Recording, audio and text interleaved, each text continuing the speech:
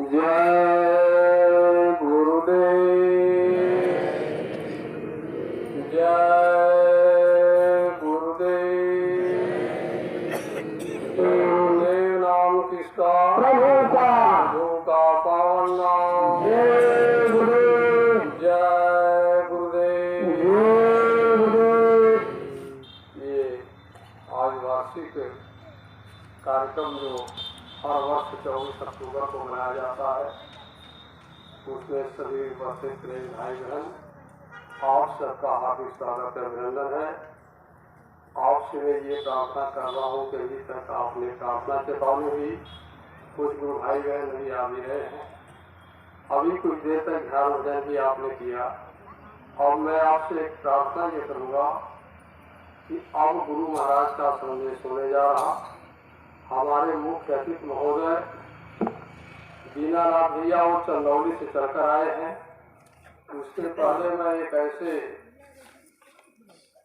मतलब बच्चे का, ऐसे संस्कारी जीव का मैं परिचय आपसे करना चाहता हूँ, जो भी उनकी अवस्था कुछ नहीं। वो है माधवेंद्र शर्मा, यही रावतगंज के ही रहने वाले, इस समय तो यहीं पर है। और ये अभी बीएससी कर रहे हैं, बीएससी के छात्र हैं भी। और अध्यात्म के प्रति इतना रुचि है, इतना बिगड़े हुए परिवेश में आज का माहौल जो बिगड़ गया है, जो बच्चों के चरित्र बिगड़ गए, उनके संस्कार बिगड़ गए। माता पिता भजन करते हैं, माता पिता शाकाहारी है, बच्चा अंडा खा रहा है, मछली खा रहा है, उसका संस्कार बिगड़ गया है, सुधर ही नहीं रहा, अच्छे अच्छे सभी परेशान। लेकिन ये सबसे बड़ी ताजुब की बात है कि जिनके घर में माता पिता और बच्चे सब संस्कारी हो, वो बड़ा ही सौभाग्य की बात। सबसे बड़ी बात यह है कि उनके पास भगवान की दया से उनके पिता भी प्रोफेसर है, इलाहाबाद में वो प्रोफेसर है, और उनकी माता जी प्रधानाध्यापिका है रावतगंज, और उनके बच्चे जो है बीएससी कर रहे हैं। अब विज्ञान का साथ बीएससी करता है। बीएससी करने के बाद गुरु महाराज के चरणों में इतनी श्रद्धा है और इतना भक्ति है कि गुरु महाराज के गुण रहस्य आध्यात्मिक सत्संग को आपके सामने प्रस्तुत करेंगे। आप देखिएगा तो मैं उनसे यही निवेदन करूंगा कि भाई उनका तो कार्यक्रम होगा, लेकिन मैं उसके पहले माधवेंद्र शर्मा जी आपसे मैं निवेदन कर रहा हूँ कि आप आ जाए, वैसा हो। और आप इनको देखिए कि मतलब अभी कोई ज्यादा अवस्था नहीं है, लेकिन गुरु महाराज के गुरुदर्शकों वो जो है आपके सामने प्रस्तुत करेंगे। और ये छात्र है, बिल्कुल अभी तो इलाहाबाद में पढ़ ही रहे हैं। इनका संस्कार भी गुरु महाराज की दया से है, बहुत अच्छा है। माता पिता पैसे भी खूब कमा रहे हैं, लेकिन जिसके घर पैसा हो उनका बच्चा इतना संस्कारी हो, ये बड़े भाग्य की बात है, ये बड़े सौभाग्य की बात है। तो ये जिनके घर इतने पर्याप्त पैसे हो, मालिक की दया से दोनों कमा रहे माता पिता, लेकिन उनके बच्चे भी उसी भाव में हो, ये बड़े सौभाग्य की बात है। आप लोग इनको देख लीजिए। और उनके जो प्रमुख वाणी से निकलेगा, ये गुरु महाराज का संदेश होगा। ऐसे भाई बहनों, अब इनके लिए हम इनका स्वागत भी हम करा देंगे। अपने मुख्य संचालक केशनाथ भैया से मैं कहूँगा कि आप जो है हमारे इस बच्चे का स्वागत करें। आप आ जाइए, मनता से हो जाइए। अब हमको कुछ नहीं करना है, आप गुरु महाराज के संदेश थोड़े शब्दों में कहने के बाद फिर आप ये खड़ा तो बोलेंगे। अच्छा ठीक है, कोई बात नहीं है, ये यहीं से होकर बच्चा अपना संदेश सुना देंगे। थोड़ा इनका होने के बाद आप सब लोगों को मुख्य से मैं परिचय कराऊंगा। जय गुरुदेव। माधवेंद्र शर्मा जी आपको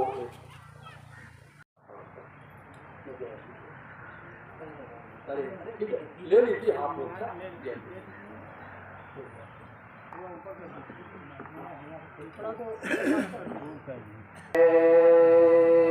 गुरुदेव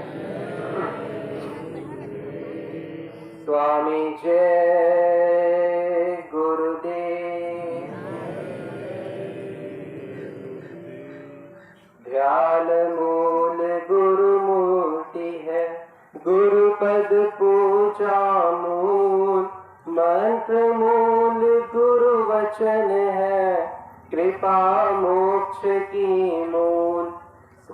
सुमिरन ध्यान रु भजन तो त्रिगुणात्मक आधार, बड़ी है सबसे गुरु कृपा, करे जो भव से पार। गुरु ब्रह्मा गुरु विष्णु रूप, गुरु महेश को रूप, कुल मालिक परमात्मा प्रभु, जय गुरुदेव स्वरूप। स्वामी जय गुरुदेव स्वरूप, परम ब्रह्म साक्षात सोई, जा कह नाम नाम, जो कर जोड़ी करो तिलह, प्रातः श्याम प्रणाम। स्वामी प्रातः श्याम प्रणाम, जय गुरुदेव। आदरणीय सत्संगी जन, सत्संग सुनाने का कार्य अक्सर संत महात्मा ही करते हैं। और रही बात मेरी, मैं एक अबोध व अज्ञानी बालक हूँ और मैं इस योग्य नहीं कि मैं मालिक के सत्संग को सुना सकूं, लेकिन जो आप लोगों ने मुझे आशीर्वाद व प्रेम दिया, इस प्रेम स्रोत के जरिए मैं मालिक के वचनों को आपको याद दिलाने का प्रयत्न अवश्य कर सकता हूँ। तो सबसे पहले जो इस सत्संग की तो उपलक्ष्य में रखा गया है, पहले इसको जान लेते हैं। तो चालू है विक्रम के संवत का वर्ष यह 2019 का, 2079 का उत्तम उत्कर्ष है। कार्तिक मानस ने किया है इस वर्ष जो, दिख रहा दुनिया को हर्षित ये हर्ष है। आई दीपावली भी दीपक जलाने को, अंधेरा धरा पर भला कैसे रह पाएगा।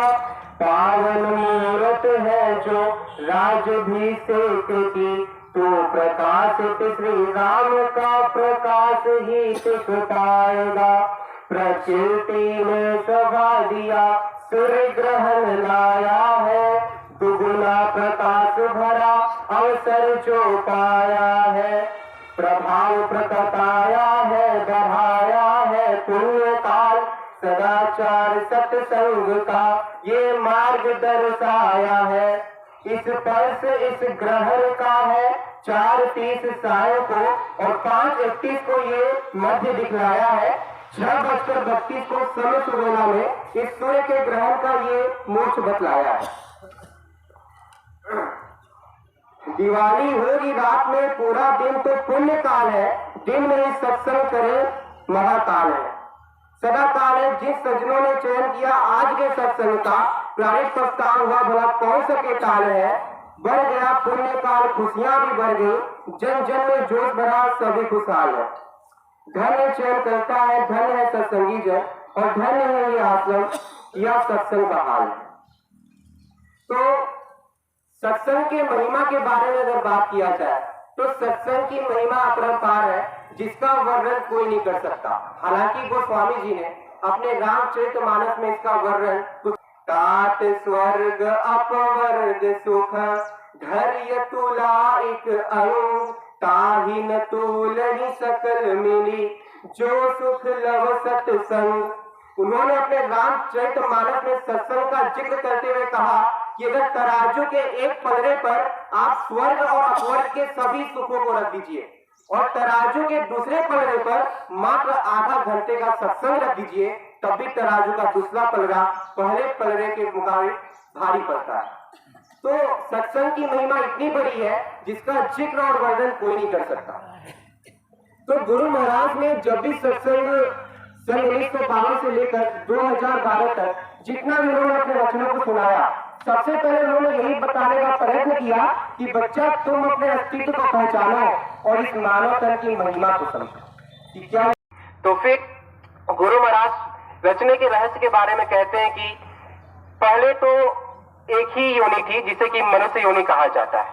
बाकी सभी की सभी योनियां बहुत कम थी। उस समय 84 लाख योनियों का निर्माण नहीं हुआ था। उस समय जीवात्माएं जब शुरू में सचखंड से मृत लोक लाई गई थी, ये बात उस समय की है। तो गुरु महाराज कहते हैं कि उस समय जो है जीवात्माएं बिल्कुल स्वच्छ और निर्मल थी, उनपे किसी भी प्रकार का कोई भी बुरा कर्म मैला नहीं था। वे लोग जो है सतयुग में उनका जिक्र हुआ कि सतयुग योगी सब विज्ञानी करी हरि ध्यान तरई भव प्रारी, कि सतयुग में सभी योगी थे, सभी विज्ञानी थे, वे हरि का ध्यान कर करके भव सागर से पार उतरते थे। उनकी आयु 1 लाख वर्ष की हुआ करती थी, लेकिन यही मन सतयुग में हाथी के समान बलवान था। और इसी के साथ साथ जो सतयुग के जो प्राणी थे, वे अपने चौथेपन में, यानी कि 1 लाख वर्ष की आयु का जो अंतिम 25,000 वर्ष है, उसमें घर का द्वार महल इन सभी का सुख भोग विलास छोड़कर घनघोर वन में जाकर कठोर तपस्या करते थे। और तपस्या करते करते मर भी जाते थे। उनका यही मानना था कि मरना ही तरना है, और सतयुग में भवसागर से पार करने का यही एक रास्ता था। कोई ना यही सही तो काल भगवान ने देखा कि ऐसे तो सूर्यलोक के समान लग रहा है, तो फिर काल ब्रह्म बोले कि मैं जो जो बोल रहा हूं उसे लिखते जाओ। और यही रचना का रहस्य यहीं से शुरू हुआ। काल भगवान बोलते गए और ब्रह्मा लिखते गए। यही बोलते लिखते 1 लाख श्लोक बन गया। फिर इस 1 लाख श्लोक का 3 भाग हुआ। 80,000 कर्मकांड, 16,000 उपासना कांड और 4,000 ज्ञान कांड। इसके बाद जब विधना ने संविधान का घोष कर दिया कि ये पुण्य है, ये पाप है, ये कर्म सही, होश में आओ, चैतन्य को जगाओ और समझो कि कहां से आए हो। मुख मोर इधर देखो, मैं तुम्हें बुलाने आया हूँ। तुम भूल गए हो मुझको, मैं तुझको नहीं भुलाया हूँ। तुम भूल गए हो मुझको, मैं तुझको नहीं भुलाया हूँ। तुम फंसे करम के फंदे, इससे अति हो गए कंदे। तेरे इन कीचों को धोने को मैं सत्य देश से आया हूँ। तो गुरु महाराज ने बोला कि समय समय की बात है, समय समय पर नियम बदलता गया। तो सतयुग में बताया कि 1 लाख की वर्ष की आयु होती थी और मरना उनका करना था। सतयुग बीत गया, त्रेता लग गया। अब त्रेता में जो जीव की आयु है मात्र 10,000 वर्ष की बची, और त्रेता में यज्ञ का नियम चालू हो गया। भव सागर से पार करने का यह नियम बन गया कि जो यज्ञ करेगा वही पार उतरेगा। क्या कहा? त्रेता विविधि यज्ञ नर करही, याही विधि भव पार उतरही। और त्रेता में 10,000 वर्ष की आयु ही बची थी, और त्रेता में जो मन है घोड़े के समान शक्तिशाली था। इस प्रकार से त्रेता बीत गया, फिर द्वापर लग गया।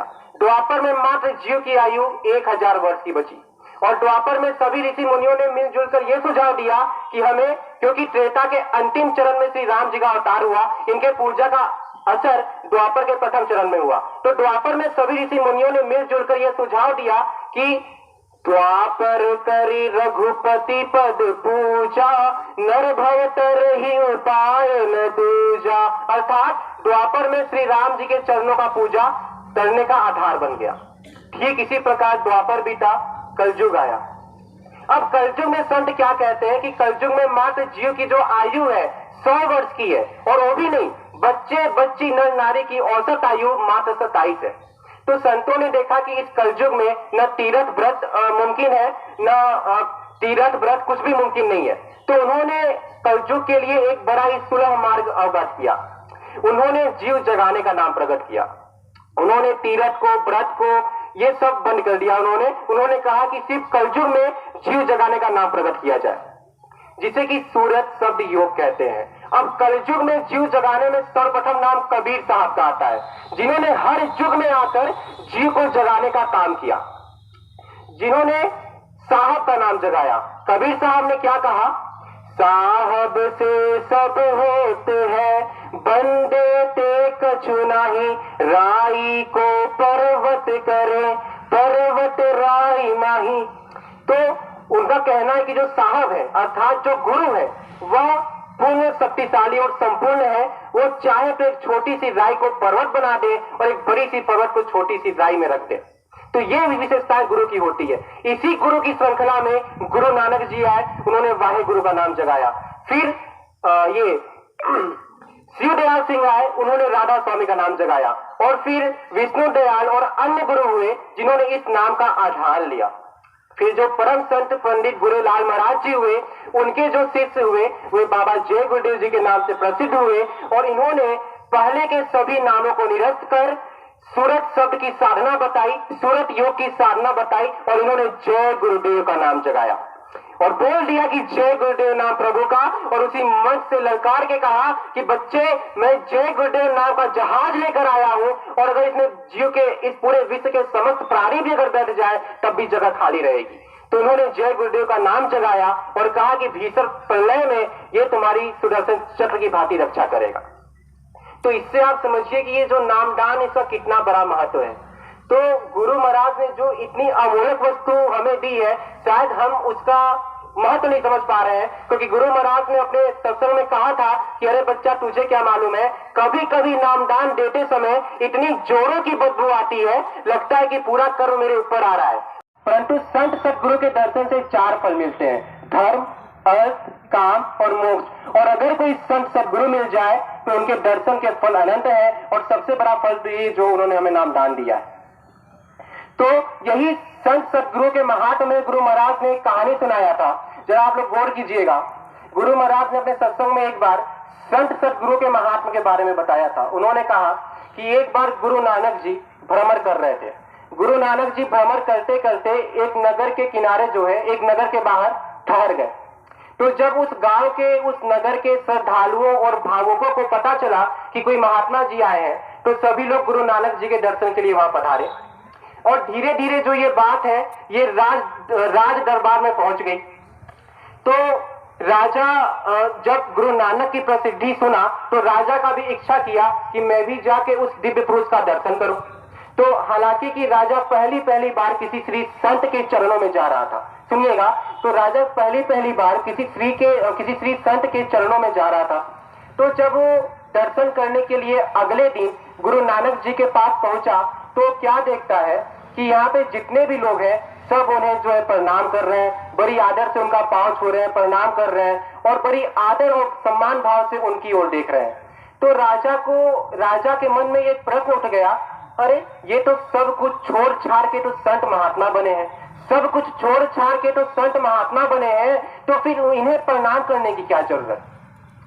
अब यही सवाल राजा के मन में संकल्प विकल्प करने लगा। अब गुरु नानक जी ठहरे, गुरु नानक, उन्होंने राजा के मन को भाप लिया और बोल दिया, क्या हुआ भैया। तो राजा बोले कि मुझे माफ करिएगा महाराज, लेकिन मेरे मन में एक आशंका है, जब आप सब कुछ छोड़ छाड़ के संत बने हैं तो आपको प्रणाम करवाने की क्या जरूरत है। तो गुरु नानक जी ने कहा कि इसका उत्तर मैं तुझे कल दूंगा। तो राजा कहा ठीक है, जैसी आपकी आज्ञा। तो फिर राजा वापस अपने महल में लौट गया। अब राजा अपने महल में लौटने के बाद खाना वाना खाने के बाद सो गया। अब जब सो गया तो उसको एक सपना आया। अब उस सपने में क्या देखता है कि वो अपने मित्र और मंत्रियों के साथ जो है शिकार पे निकला है घनघोर जंगल में, और शिकार करते करते राजा का जो ध्यान है वो एक हिरन पे पड़ता है। एक बड़ी हिरन थी, उस पे उसका ध्यान पड़ता है, तो वो जो है उसके पीछे पीछे उसका शिकार करने चल देता है और अचानक से वह हिरन उसके आंखों के सामने से गायब हो जाती है। और वो उस हिरन का पीछा करते करते इतने घनघोर जंगल में पहुंच जाता है कि मंत्री और मित्र उसके सब पीछे छूट जाते हैं। वह वीरान पड़ जाता है, अकेला पड़ जाता है। तो वह अपने सपने में ही जंगल में भटकने लगता है और भूख से व्याकुल होने लगता है। तो अचानक उसे क्या दिखता है कि एक चंडाली जामुन का रस लिए और चावल लिए उसकी ओर बढ़ रही है। तो राजा उसका पैर पकड़ के कहता है कि मुझे भूख लगी है, कुछ खिला दो नहीं तो मैं मर जाऊंगा। तो चंडाली क्या कहती है कि हम चंडाल हैं, बिना किसी स्वार्थ के किसी की मदद नहीं करते, अर्थात तुम मेरे भर्ता बन जाओ, मेरे स्वामी बन जाओ, तब मैं तुम्हें खिलाऊंगी। तो राजा भूख से व्याकुल होकर उसका स्वामी बन जाता है। अब जो राजा की दिनचर्या क्या रह गई कि वह सुबह जो है पशु की हिंसा करता, दिन में पशुओं की रक्त का चाप करता और शाम को पशुओं को मार के खाता। यही उसकी दिनचर्या बन गई। ध्यान रखिए कि वो सपने में ये सब देख रहा है और इसी सपने में उसका 12 वर्ष ऐसे ही बीत गया इसी दिनचर्या में और उसके 6-7 बच्चे भी हो गए। अब एक बार की बात है, क्या हुआ कि उस वन में भीषण अकाल पड़ा, काफी सूखा पड़ गया, सभी की सभी नदियां सूख गई और राजा 4 दिन से मांस नहीं ला पाया और उसके 4 दिन से जो उसके बच्चे थे सब भूखे थे। तो जब राजा 4 दिन बाद जाता है अपनी पत्नी चंडाली के पास और अपने बच्चों के पास, तो उसके बच्चे बोलते हैं कि लाओ मांस लाओ मांस लाओ। अब राजा खिन्न होकर कहता है कि मुझे 4 दिनों से मैं घूम रहा हूं, मुझे कहीं मांस नहीं मिला, लो मुझे ही खा लो। तो अब चंडाली के बच्चे भी चंडाल कहेगी ठीक है, तुम अपने आप को आग में समर्पण कर दो, हम तुम्हें ही खा लेंगे। तो अब जैसे ही राजा लकड़ी इकट्ठा करके उसमें आग लगाता है और अपने आप को उसमें डालने जाता है, तैसे वो पलंग से गिर पड़ता है और उसकी नींद टूट जाती है। तो अब इसके आगे का सुनिएगा। अब जैसी उसकी नींद टूटती है उसे बड़ा गुस्सा आता है कि अरे मैंने तो सुना है कि शास्त्रों में लिखा हुआ है कि संत के दर्शन से दुख दूर होते हैं, लेकिन यहां तो उल्टा हो गया। मैंने कल गुरु नानक जी का दर्शन किया और मेरी रात हराम हो गई, ऐसा कैसे? तो फिर वो बड़ा इससे विचार करने लगता है। तो फिर दोबारा जाता है अगले दिन गुरु नानक जी के पास और कहता है कि महाराज आपने कल बुलाया था ये पूछने के लिए कि आपको लोग प्रणाम क्यों करते हैं, लेकिन अब मेरे मन में एक दूसरा सवाल पैदा होने लग गया है। मैंने सुना है कि संतों के दर्शन से सुख का अनुभव होता है, दुख दूर होता है, लेकिन यहाँ पे तो उल्टा हो गया। मैं तो कल रात में चैन की नींद नहीं सो पाया, इतना खतरनाक इतना डरावना सपना देखा जो कि मैंने आपका दर्शन किया था। तो गुरु नानक जी बोलते हैं कि बच्चा मैं तुझे बताता हूं कि तूने क्या देखा। तूने देखा कि तू एक चंडाल बन गया था और 12 वर्ष से बड़े दुर्गम समय में बीते और तेरे बच्चे तेरा मांस खाने वाले थे और तू जैसे ही अपने आप को चिता पर फेंकने वाला था तब से तेरी नींद खुल गई। सकल गुर खान बिन सत्संग न पाव को प्रारी चतुर सुजान। तो ये गुरु भक्ति है, अनुपम है, सुखों की मूल है, लेकिन इससे भी एक शर्त है, बिना सत्संग के उसे कोई भी जीव नहीं पा सकता। फिर क्या कहा कि ये जो भक्ति है तेज तलवार की धार है, वो तलवार जो कि तुम्हारे संसार के सारे मोटे बंधनों को काट के रख देगी और जो झीने अर्थात महीन है उसे तो नाम की शक्ति काट देगी। तो इतनी बड़ी महिमा है गुरु भक्ति की। तो गुरु महाराज कहते हैं कि जो ये गुरु भक्ति है ये विश्वास पर टिकी हुई है। तो विश्वास हो कैसे? तो गुरु महाराज ने एक जिक्र किया था, सुनिएगा, गुरु भक्ति को लेके कि एक आदमी था, वो पहाड़ चढ़ रहा था। पहाड़ चढ़ते चढ़ते उसके पांव जो है फिसल गए और वो गिरने लग गया। अचानक से एक पेड़ की डाली पे जाके लटक गया। अब जब पेड़ की डाली पे जाके लटक गया तो बड़ा भयभीत हुआ। संध्या होने वाली थी तो दर्द भरी आवाज में बोला कि हे भगवान मुझे बचा ले। अब वो इतनी दर्द भरी आवाज में बोला कि भगवान को भी बर्दाश्त नहीं हुआ और ऊपर से आवाज आई कि तू पेड़ की डाली को छोड़ दे, तू बच जाएगा। अब आदमी का मुंह चकरा गया, अरे भगवान मैं आपको विनती कर रहा हूं बचाने के लिए और आप कह रहे हो कि मैं पेड़ की डाली छोड़ दूं, तब तुम्हें पता नहीं किस खंडक खाई में जाके गिर जाऊंगा, ये आप क्या कह रहे हो? तो फिर से आवाज आई कि बच्चा तू पेड़ की डाली को छोड़ दे, लेकिन उसने पेड़ की डाली को नहीं छोड़ा और भगवान की बात न मानी। और इसका निष्कर्ष क्या निकला कि रात में बड़ी कड़क की ठंडी पड़ी और वो पूरा का पूरा जम गया। अब जब सुबह लोग उसको देखते हैं तो क्या देखते हैं कि वह आदमी पेड़ पे लटका हुआ जमा हुआ है, मरा पड़ा है और जो उसकी दूरी है जमीन से मात्र 2 फुट की ऊंचाई की। अगर अब वो 2 फुट की ऊंचाई थी जमीन से, अगर भगवान की बात मान लेता तो बच जाता। तो गुरु महाराज यही कहते हैं कि अरे तुम लोग कहते हो कि गुरु महाराज हमें बचाइए, अब जब गुरु महाराज बचलाने का तुम्हें मार्ग बतलाते हैं तो तुम लोग को विश्वास नहीं होता है, तुम लोग अपनी बुद्धि की परवानी करने लगते हो और यही तुम लोग की सबसे बड़ी कमी है कि गुरु महाराज की वारी है। और तो बात है कि गुरु महाराज की भक्ति पे विश्वास कैसे हो? तो कहा कि सुनो, एक संत जा रहा था अपने एक शिष्य के साथ, अचानक वर्षा तेज हो गई और एक पतला सा पुल था जो कि एकदम सकरा सा था और उस पर पानी बह रहा था। तो संत ने अपने शिष्य से बोला कि बच्चा तू मेरा हाथ पकड़ ले, मैं तुझे इस पुल के उस पार ले जाऊंगा, नहीं तो तू बह जाएगा। लेकिन शिष्य ने हाथ नहीं पकड़ा।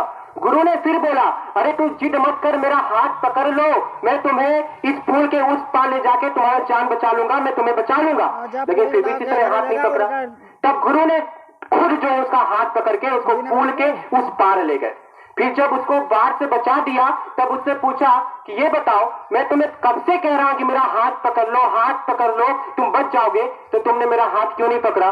तो इस पे शिष्य ने ना बड़ा ही प्रेम वाला उत्तर दिया कि हे मेरे गुरुवर, मैं बड़ा ही कमजोर और दुर्बल, मुझे अपने ऊपर भरोसा नहीं था।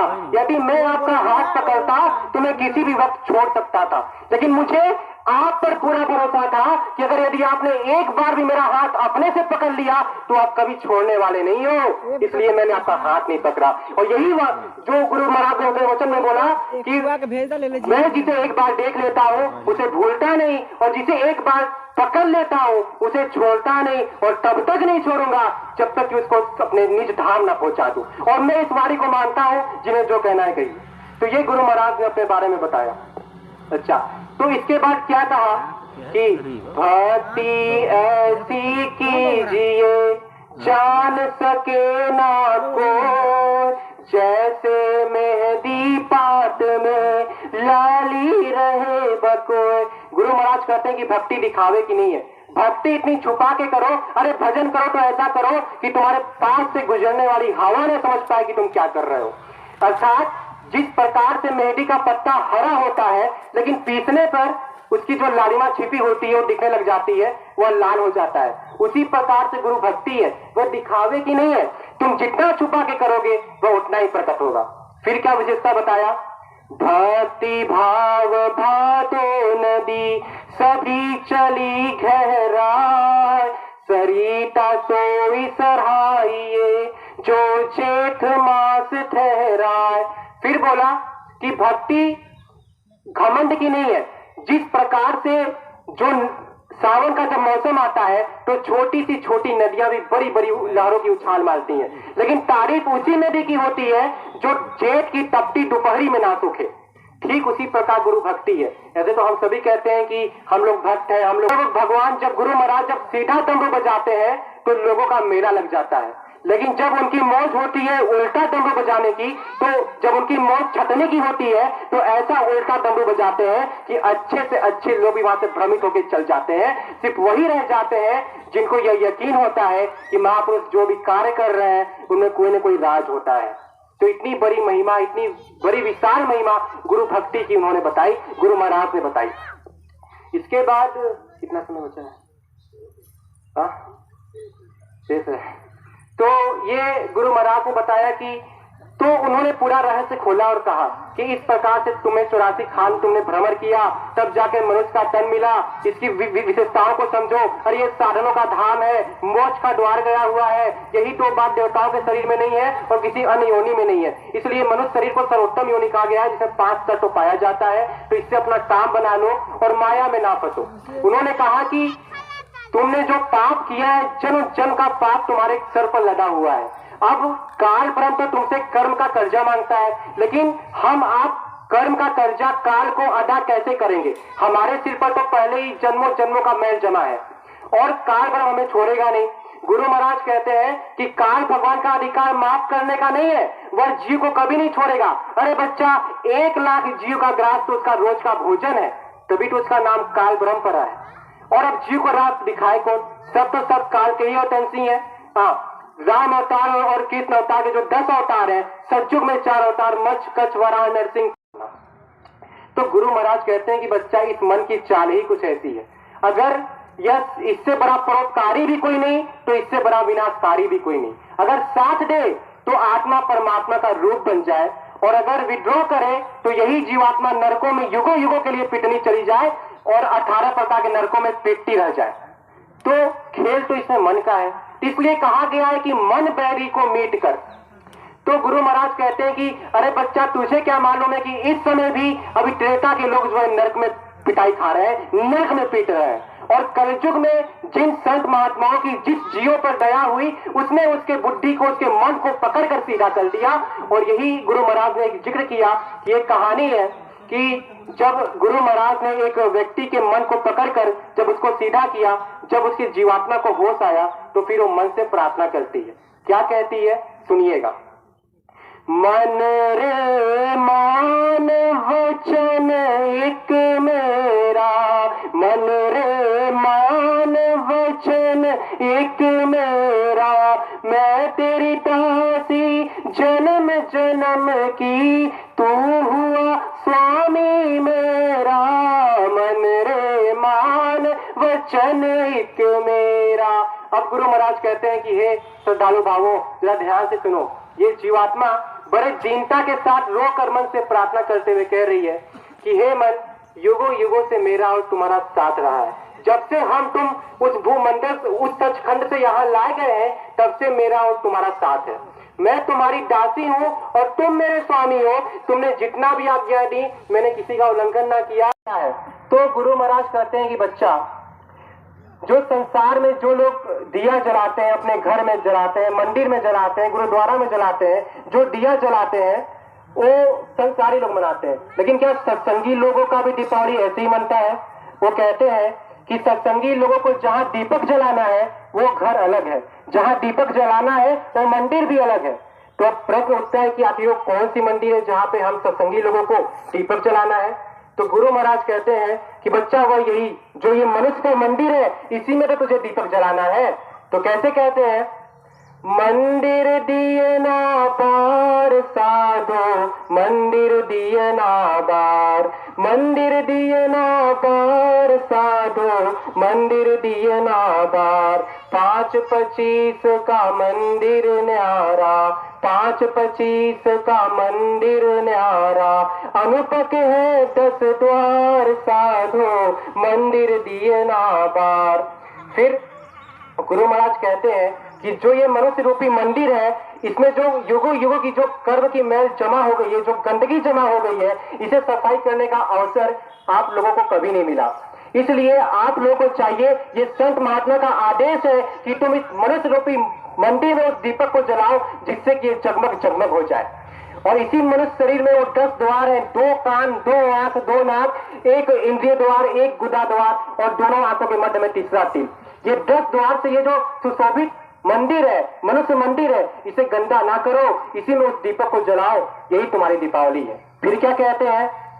अगरीत रवि शशि भानु वसारे, अगरीत रवि शशि भानु वसारे, करत सदा उजियार साधो, करत सदा उजियार। दीपावली आई सज धज के, करी 16 श्रृंगार साधो, मंदिर दिया ना बार। फिर कहते हैं कि जो मंदिर है ये अगिनत रवि शशि के प्रकाशों से प्रकाशमय है, और जो ये दीपावली है, अरे ये संसारी दीपावली तो तुझे याद दिलाने आई है।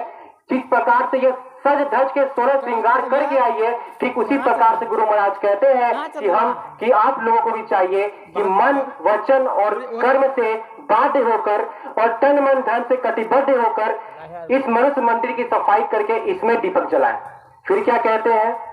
ऐसी दीप जला रे बंदे, ऐसी दीप जला रे बंदे, लगन विषम प्यार, लगन विषम प्यार। अनुपक ज्योति जले दीपक में, अनुपक ज्योति जले दीपक में, बूझना एक बार साधो, बूझना एक बार। फिर गुरु महाराज कहते हैं कि जो संसारी लोग जो दीपावली में जो दिया जलाते हैं, उसमें क्या रहता है? तेल बत्ती रहता है और रुई रहता है, और वो रात भर में बुझ जाता है। तो क्या हम लोग को भी वही दिया जलाना है? गुरु महाराज कहते हैं नहीं। जो दिया हम लोगों को जलाना है इस मनुष्य रूपी मंदिर में, उसमें ना घी की जरूरत है, ना तेल की जरूरत है, ना बाती की जरूरत है। तो फिर किस चीज की जरूरत है? तो संत महात्मा कहते हैं, बिन घृत दीप आरती साजो। अर्थात जो हमें गुरु महाराज ने रास्ता बताया है, सुमिरन ध्यान भजन, यही हमारा तेल घी और बाती है, और इसी के जरिए हम अपना साधना बना ले, और यही हमारी दीपावली है। और एक बार साधना बन गया, तीसरी आंख खुल गई, तो फिर वो कभी बुझने वाली नहीं है। इसलिए कह दिया कि ऐसी दीप जला रहे बंदे, बुझे नहीं को बार। तो दीपावली का गहन अर्थ मालिक ने यहां से निकाला कि ऐसी दीप जलाना है। फिर क्या बोला? फिर क्या बोला कि चलिए मैं यहीं पे अपने वादियों को विराम देना चाहता हूं, और समय को देखते हुए अब मैं आदरणीय वक्ता जी को बोलना चाहूंगा कि आके माइक थमा लें, और मुझसे कहने सुनने में जो भी भूल चूक होगी तो एक तुच्छ दास समझ के अपने चरणों का मुझे क्षमा कर दीजिएगा। जय गुरुदेव।